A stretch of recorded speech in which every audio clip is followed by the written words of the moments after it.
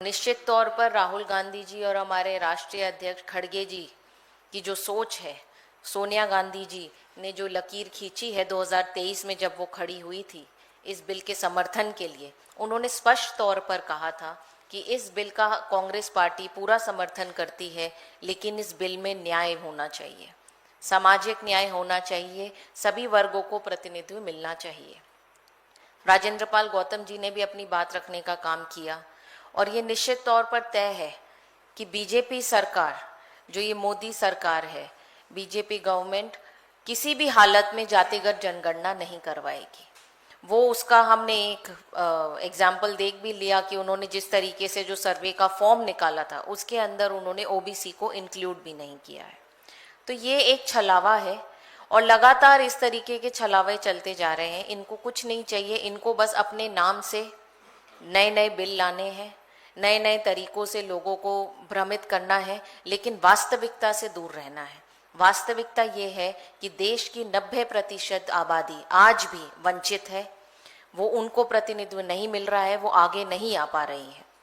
तो हमारी सीधे तौर पर ये मांग है कि जो महिला आरक्षण बिल है, महिला आधी आबादी है पूरे देश की, महिलाएं को समानता नहीं न्याय चाहिए, सामाजिक न्याय चाहिए। और इसी के लिए आज जो ओबीसी डिपार्टमेंट, और मैं बहुत खुश हूं कि एससी डिपार्टमेंट ने भी इस हमारी मांग को सपोर्ट करने का काम किया है, क्योंकि हम सब लोग मिलकर आगे बढ़ना चाहते हैं। हम भी चाहते हैं कि अंतिम पंक्ति में खड़ी वो महिला ऊंचे सदन में पहुंचने का काम करे, क्योंकि राजीव गांधी जी ने पंचायती राज सिस्टम के तहत ओबीसी महिला को, एससी महिला को, एसटी महिला को अलग से प्रावधान देकर नेतृत्व देने का काम किया था, जमीन पर मजबूत करने का काम किया था। लेकिन आज जो परिस्थिति है उसके अंदर मैं ये भी मानती हूँ कि ये बिल लागू नहीं हो पाएगा। मैं स्पष्ट तौर पर कहना चाहती हूँ, क्योंकि ना हमारे पास डेटा है, ना हमारे पास आगे की रणनीति है। जैसे कि अभी हमारे चेयरमैन, ओबीसी चेयरमैन ने बताया कि आनन फानन में ये लोग बाहर निकलते हैं, इनके मन में कोई ख्याल आता है और ये नई घोषणा कर देते हैं, लेकिन उसकी कोई सिस्टमैटिक प्लानिंग नहीं होती है। तो उसी के लिए हम लोगों की मांग है और कांग्रेस पार्टी पुरजोर से, जो हमारी आदरणीय नेता सोनिया गांधी जी ने 2 दिन पहले एक लेख भी लिखा है, उन्होंने अंत में ये लिखा है कि ओबीसी महिलाओं को इसके अंदर प्रतिनिधित्व मिलना चाहिए, कोटे के अंदर कोटा हम ओबीसी बहनों की डिमांड है। अभी हाल ही हमने पिछले महीने इंदिरा भवन में एक बड़ा महिला सम्मेलन भी किया था, जिसके अंदर देश भर की पिछड़े समाज की महिलाओं ने एकत्र होकर एक स्वर में ये प्रस्ताव पारित किया था कि महिला रिजर्वेशन बिल जब लागू होगा तो उसके अंदर कोटे के अंदर कोटा हो और एससी, एसटी, ओबीसी महिलाओं को नेतृत्व मिले। तो ये हमारी स्पष्ट मांग है और पार्टी हमारे साथ मजबूती से खड़ी है और इसके लिए हम लोग संघर्ष करने को तैयार हैं। ये बिल अधूरा है और किसी भी रूप में ये लागू नहीं हो सकता है जब तक इसके अंदर बहुजन समाज की, पिछड़े समाज की, दलित समाज की,